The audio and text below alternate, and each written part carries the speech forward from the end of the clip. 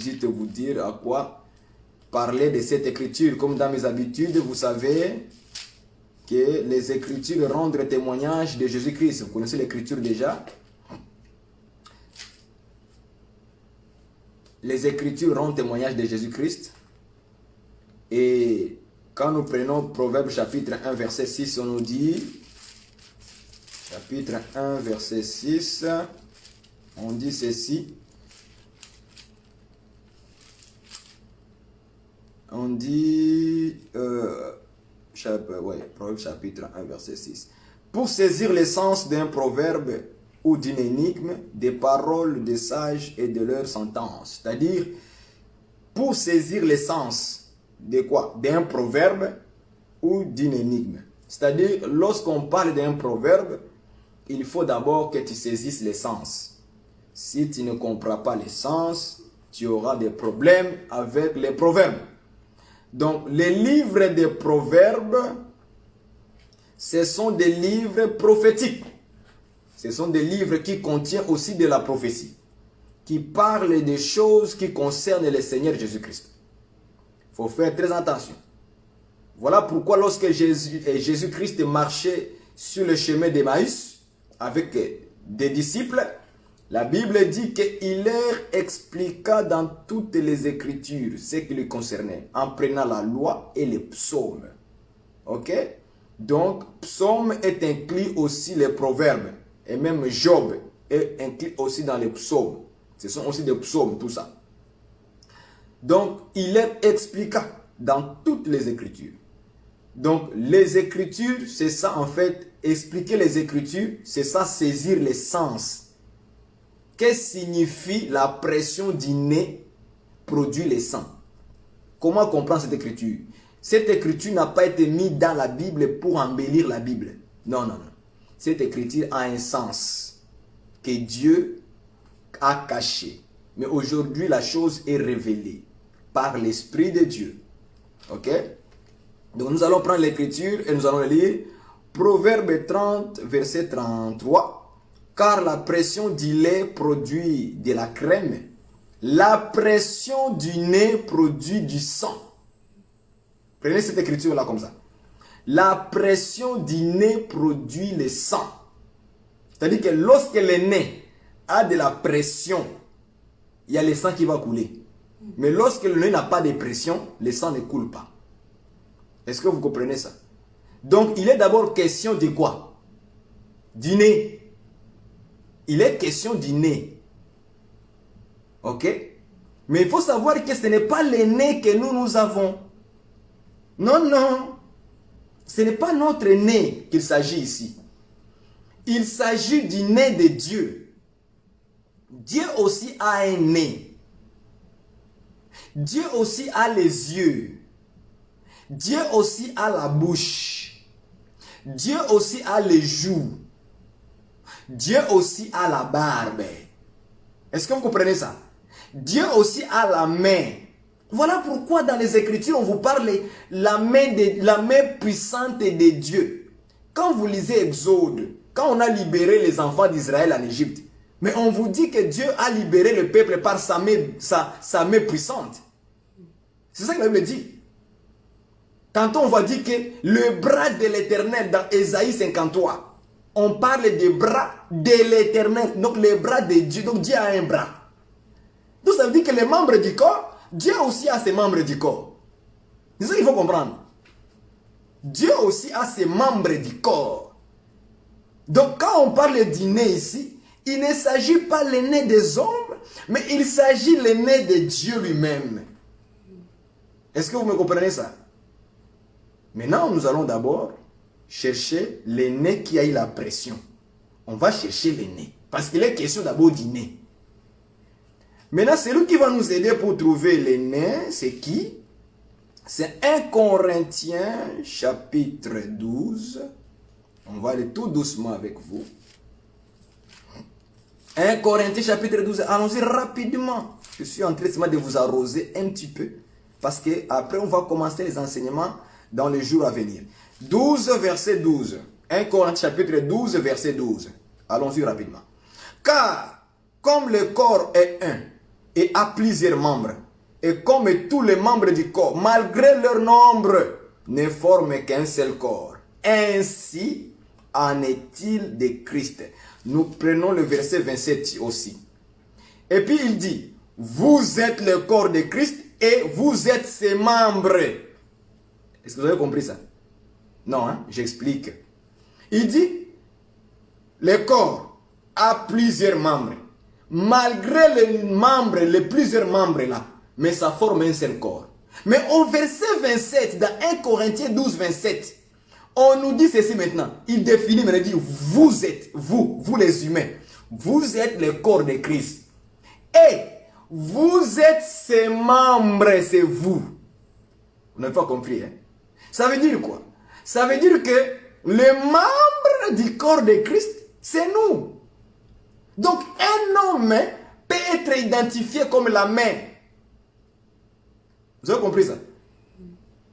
Un homme peut être identifié comme l'oreille. Un homme peut être identifié comme le dos. On en parlera ça, des choses comme ça, les dos de Dieu. Quand Dieu a parlé à Moïse, il dit, tu ne verras pas ma face. Parce que si un homme voit ma face, il va mourir. Maintenant, je passe, tu verras mon dos. Donc, Dieu aussi a un dos. Les derrière, les dos. Dieu a un dos. Dieu a la face aussi. Est-ce que vous comprenez ces choses-là? Donc, un homme peut être identifié comme les pieds. On peut identifier un homme comme étant la bouche, comme étant le nez, comme étant les yeux, comme étant les cheveux. Ah, vous n'avez pas vu ça, hein? Alléluia, la Bible est kitoko. C'est ça la Bible fait. Donc, on peut identifier un homme comme étant le nez, un membre du corps. Parce que le nez, c'est un membre du corps. Un homme peut être identifié comme le dos, comme la face, comme les yeux. Parce que les ministres de Dieu que vous avez, c'est les yeux de l'église. Ah oui. Ça, vous n'avez pas vu ça. Si vous n'avez pas un ministre qui voit, c'est un aveugle. Vous allez tous finir dans les ténèbres. Donc, le ministre peut être aussi identifié comme les yeux de l'église. Est-ce que vous voyez ça? Donc, on peut identifier un homme comme étant le nez. Mais quand nous lisons dans Jean chapitre 19, verset 5, lisons ça, Jean chapitre. Ah, regardons ça. Rapidement, Jean chapitre 19, verset 5. On prend l'écriture rapidement, on lit ça. Ponce Pilate amène Jésus. Il présente Jésus devant le peuple juif. Qu'est-ce qu'il dit? Écoute ce qu'il dit maintenant. Verset 5. Jésus sortit donc portant la couronne d'épines et le menton du pourpre. Et Pilate leur dit, voici l'homme. Est-ce que vous voyez ça? Pilate il dit quoi? Il prend Jésus, il le met devant le peuple. Et puis il dit, voici l'homme. Or, nous avons vu que Paul a identifié les gens, l'église, les hommes et les femmes, tout ça. Il dit, vous êtes les membres du corps. Donc moi, Barouani, je peux être la tête. Ma femme peut être les pieds. Mon fils peut être l'oreille. Sœur Thérèse peut être la barbe. Vous voyez? Donc il nous identifie comme des membres. Et quand on rassemble tous ces gens-là, ils forment un corps de Christ. C'est-à-dire qu'un homme peut être identifié comme un membre du corps. Or, ces choses-là doivent d'abord se réaliser en Jésus-Christ lui-même. Acclame le Seigneur, là où tu es. Donc, Jésus-Christ, c'est le nez de Dieu. Yes, Lord. Est-ce que vous comprenez ça? Jésus-Christ, c'est le nez de Dieu. Donc, quand Dieu veut sentir l'odeur, il le sent à travers Jésus. Donc, le membre ici que vous voyez, ça a un nom. Ces membres ici a un nom. Ça s'appelle Jésus. Quand Dieu veut parler, il va utiliser sa bouche. Or, sa bouche, c'est le Fils. C'est Jésus, ça a un nom. La bouche de Dieu, c'est Jésus. Quand Dieu veut regarder, les yeux, Les yeux de Dieu a un nom. On l'appelle Jésus-Christ. C'est ça les yeux. Donc quand Dieu va regarder, il les voit à travers Jésus, il les voit à travers ses yeux. Quand Dieu veut sentir, hein, il sent à travers Jésus. Donc Jésus c'est le nez de Dieu. Voilà pourquoi il faut fuir les péchés. Parce que Jésus, lorsqu'il va sentir, s'il sent les péchés dans ta vie, mon frère, ma soeur, tu as un grand problème avec Dieu. Il va te reprendre. Il faut que tu te répandes. Et ça va faire. Donc Jésus, c'est le nez de Dieu. Maintenant, qu'est-ce que nous allons dire? Proverbe 30-33. La pression du nez. Donc c'est la pression de Jésus-Christ. C'est ça l'écriture, frère. C'est la pression de Jésus-Christ. Le nez de Dieu. Et ça a produit le sang. C'est-à-dire, quand Jésus, on l'a pressé. J'aime ces choses-là. Quand on a pressé Jésus, il doit sortir le sang. Donc, tout le temps de la loi, le nez de Dieu n'était pas encore pressé, frère. Voilà pourquoi il n'a pas produit le sang. Il a donné le sang des boucs. Il a donné le sang des taureaux. Il a donné le sang d'agneau physique. Mais pas son propre sang. Jamais. Ah, la Bible. C'est ça la parole, frère. Donc, il fallait maintenant qu'on puisse presser le nez de Dieu. Que Dieu soit pressé sur son nez. Il va couler maintenant les sangs. Ça a produit les sangs maintenant. Maintenant, nous voulons voir là où Jésus-Christ a été pressé et il a fait sortir le sang dans le nez. Comme le nez là, comme le nez fait couler le sang. On va voir ça dans Luc chapitre 1. Allons-y dans Luc. Nous allons voir comment le nez a commencé à faire couler le sang dans son nez.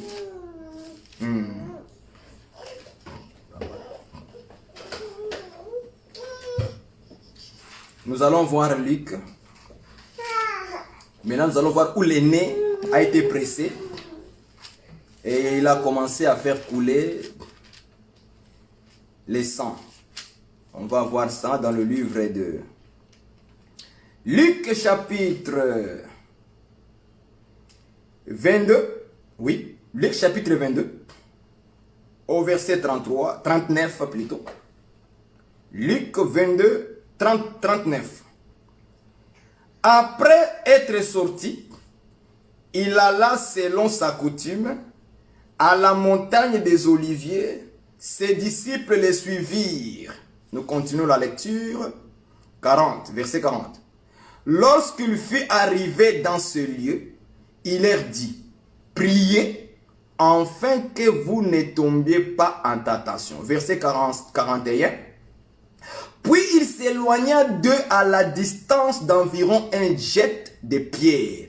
Et s'étant mis à genoux, il pria, disant, Père, si tu voulais éloigner de moi cette coupe, toutefois que ma volonté ne se fasse pas, mais la tienne. Verset 43, soulignez ça. Verset 43. Alors un ange lui apparut du ciel pour les fortifier. Pourquoi les fortifier? On continue la lecture. Étant en agonie. Pourquoi maintenant elle était en agonie? Ok, soulignez cela. Il priait plus instamment. Pourquoi il priait instamment? Ok.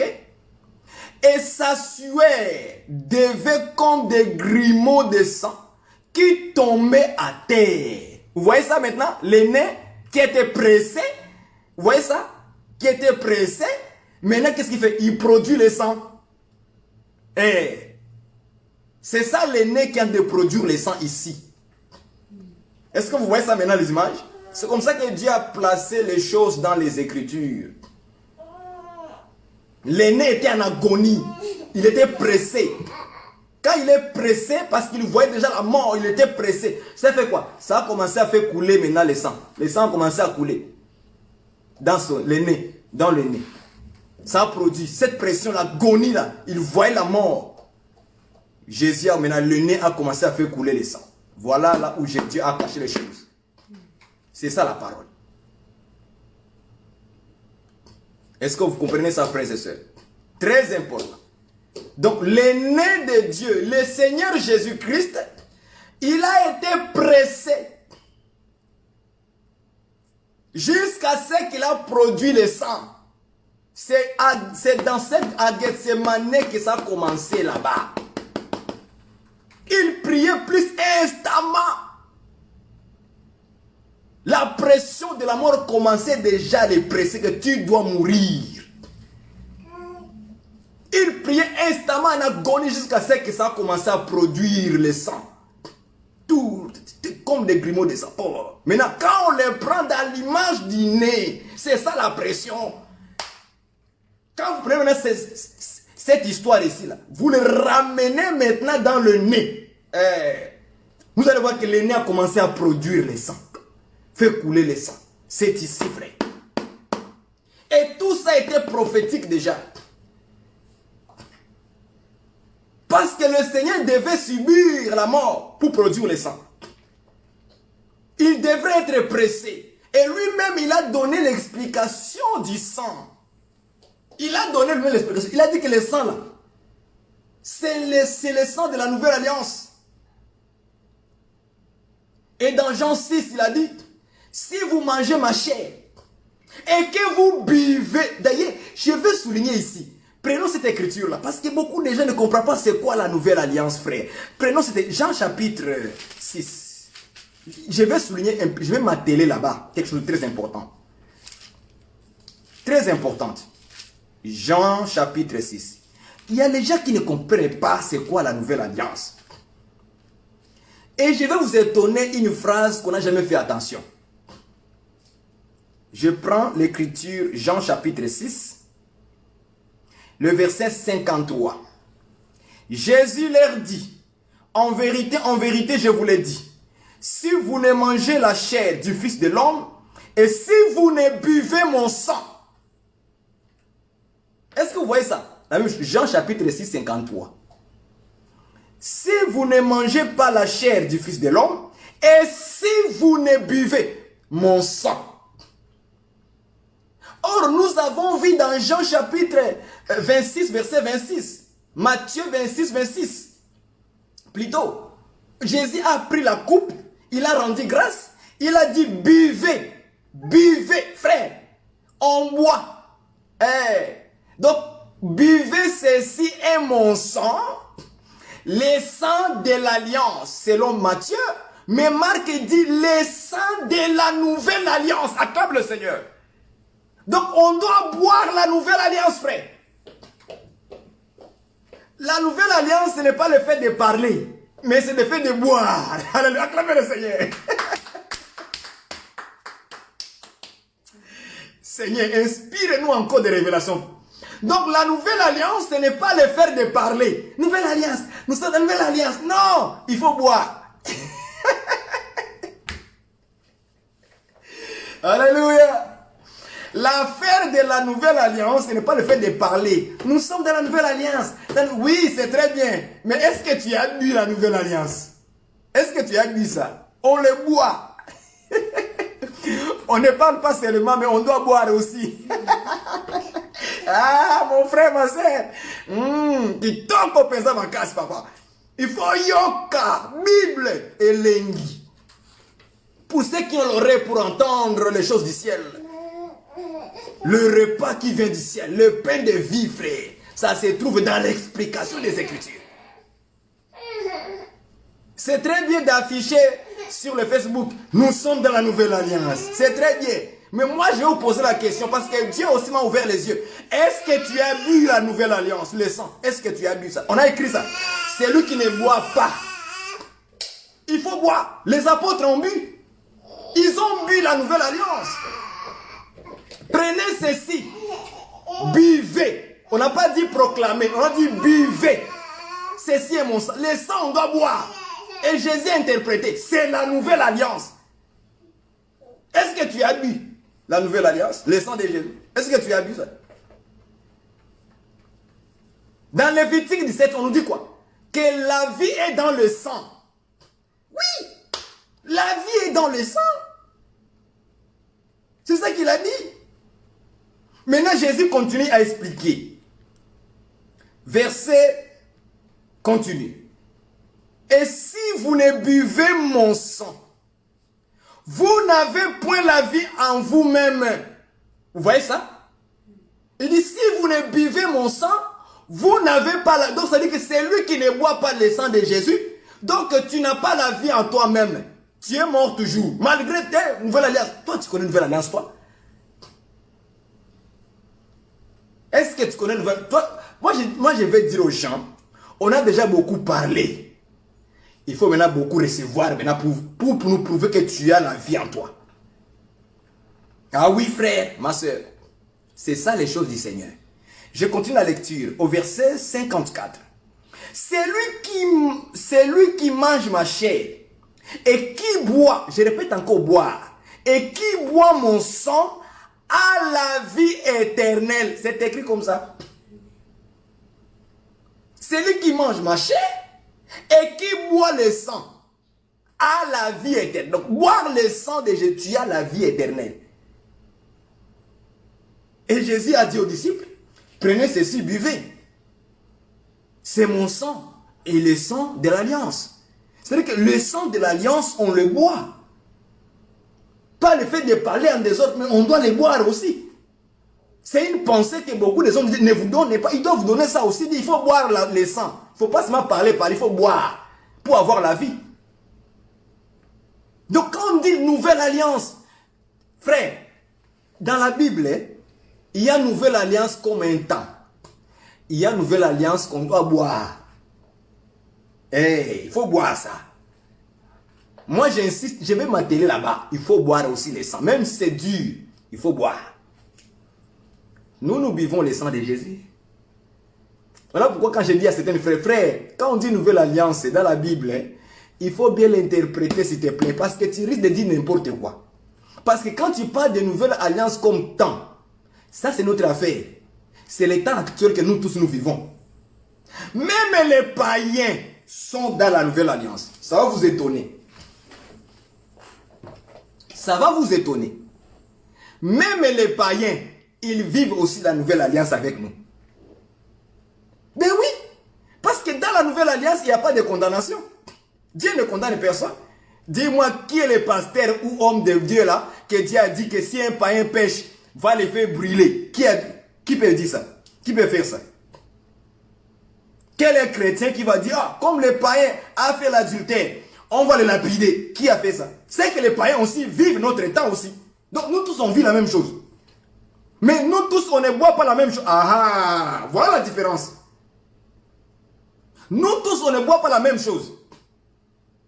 Mais nous tous nous vivons une nouvelle alliance comme ça. Parce que pourquoi? Si on vivait dans les temps de la loi, de l'ancienne alliance, comme on le dit, on aurait lapidé plusieurs personnes. Mais comme Jésus a mis fin à ça à la croix, même les païens, on ne peut pas les lapider. Même les païens, on ne peut pas le faire. Donc eux aussi, ils en profitent avec nous. Ils en profitent, les calmes de Dieu. La Bible dit que une réponse douce calme la fureur.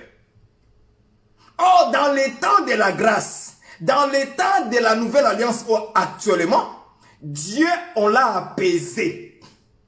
Parce qu'on lui a donné une réponse douce. Et la réponse douce qu'on a donnée à Dieu qui était en colère, c'est le Seigneur Jésus. C'est lui la réponse. Il a répondu à Dieu. Parce que Dieu était tellement furieux. Jésus l'a répondu. Mais quelle réponse je lui ai donnée? Père, pardonne-leur, car ils ne savaient pas ce qu'ils font. Dieu s'est calmé. Est-ce que vous comprenez ça? Dieu a entendu la réponse douce qui doit calmer la fureur. Donc ces écritures-là, quand vous les lisez là, ce n'est pas d'abord nos propres écritures à nous, mais ça doit d'abord s'accomplir en Jésus. Parce que c'est Jésus qui a donné une réponse douce pour calmer la fureur de Dieu. Parce que Dieu était en colère dans la loi à cause du péché d'Adam. Dieu était en colère contre l'humanité. Il était en fureur. Mais il fallait il cherchait quelqu'un qui doit lui donner une réponse douce. Et la réponse douce c'était quoi? Père, pardonne-leur, Parce qu'ils ne savaient pas ce qu'ils font. Quand Dieu a entendu ça, le cri du Fils, il s'est apaisé. Ça a calmé sa colère. Acclame le Seigneur. Voilà pourquoi, ma soeur, si tu es dans les péchés, sache-le que Jésus a donné la réponse à Dieu. Il lui a dit, Père, pardonne-leur, parce qu'ils ne savaient pas ce qu'ils font. Jésus t'a déjà pardonné. Jésus t'a déjà sanctifié. Sors dans le péché où tu es, répands-toi à ces moments, mets tes genoux. Sache-le que Jésus a donné une parole douce, une réponse douce à Dieu. Il y a maintenant le calme de Dieu aujourd'hui. Il n'y a pas lapidation. Viens ma soeur, viens mon frère, repentons-nous simplement. Et demandons pardon à Dieu. Disons à Dieu de nous remplir encore du Saint-Esprit, de se manifester dans notre vie, parce que Jésus a redonné une réponse douce. Est-ce que vous voyez ces choses? Ce n'est pas toi qui vas donner la réponse douce à Dieu. Tu es incapable de le faire. Est-ce que vous comprenez ça? Tu es incapable de le faire. Incapable de le faire. Est-ce que vous voyez ça, frères et sœurs? Donc, voilà un peu l'aîné de Dieu qui a été pressé et qui a produit le sang. C'était le Seigneur Jésus-Christ. Et aujourd'hui, nous l'acclamons le Seigneur parce que le sang de la nouvelle alliance a coulé, a été donné. Le sang, c'est la vie. Il nous a donné la vie parce qu'il a été pressé pour ça. En fait, qu'il puisse donner la vie à son peuple. Et l'aîné de Dieu, c'était le Seigneur Jésus, Christ de Nazareth. Soyez encouragés par ces petits enseignements simplement. Nous flashons pour commencer bientôt dans les jours à venir nos enseignements. On va encore recommencer à donner la nourriture solide à son peuple et à les expliquer mot à mot, phrase par phrase, chapitre et écriture à l'appui. Et les choses seront faciles à comprendre dans les Écritures. Que Dieu vous bénisse encore une fois et qu'il vous console. S'il y a des questions, écrivez-moi en privé parce que je pense que j'ai pris votre temps. Il est maintenant presque 1h10 qu'on a déjà dépassé. Soyez bénis et encouragés. Nous vous aimons tous, moi, ma femme et mon fils. Et nous prions que le Seigneur puisse vous combler de bénédictions, de forces pour tenir bon dans vos situations difficiles. J'ai vécu aussi des mêmes situations difficiles avec vous. Et je suis venu les témoigner, vous dire comment Dieu m'a bouleversé mon intelligence. Je ne pensais pas vivre au Canada. Ma décision était déjà prise avec la famille, que je retourne en Afrique. Mais Dieu a dit que non, tu ne retournes pas, tu restes là. C'est ta femme qui viendront te rejoindre. Et voilà, aujourd'hui, nous sommes ici et nous sommes en train de servir le Seigneur. Nous demandons vos prières. Priez pour nous pour que nous puissions annoncer la parole telle que Dieu nous les dit de dire, nous les donne, sans aller à gauche ni à droite. Que notre chair ne prenne pas le dessus, mais que toute révélation vienne d'en haut et non pas de nos propres chairs. Nos raisonnements, nos arguments, mais que cela vienne du Saint-Esprit. Que nous ne puissions pas dévier Dieu, mais que nous restions dans les droits chemins, dans la sainte doctrine, toujours et toujours. Soyez tous bénis, nous vous aimons énormément. Nous vous saluons aussi en même temps. Soyez tous bénis. Nous allons prier le Seigneur pour rendre grâce. Seigneur notre Dieu, merci. Sois béni, sois glorifié pour ton peuple qui a été présent, pour écouter ces peu de temps de témoignage, d'encouragement et aussi un petit enseignement. Merci mon Dieu, mon roi Père, au nom de Jésus-Christ, pour tout cœur que tu as fortifié à travers ma situation, pour le faire voir que tu es capable aussi à le faire dans n'importe quelle situation de mes frères et sœurs. Merci Père, toi qui vas les répondre à leur tour. Au nom de Jésus-Christ, ainsi nous avons prié. Amen. Soyez bénis et bye bye. À la prochaine.